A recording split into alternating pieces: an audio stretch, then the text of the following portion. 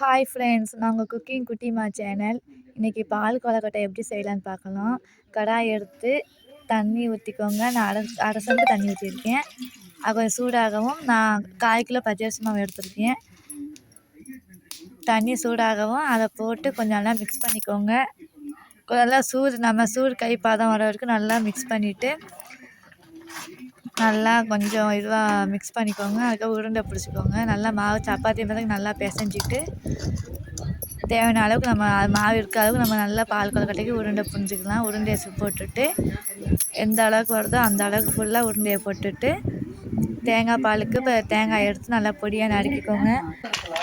நறுக்கி இந்த அளவுக்கு நறுக்கி நல்லா மிக்ஸில் வச்சு வடிகட்டி எடுத்துக்கோங்க. எடுத்துகிட்டு அடுப்பை பற்ற வச்சு ஒரு சட்டியை வச்சு தேங்காய் பால் நல்லா ஊற்றிடுங்க. இருக்க தேங்காய் பால் ஃபுல்லாக ஊற்றிட்டு 50 கிராம் சீனி எடுத்துக்கோங்க.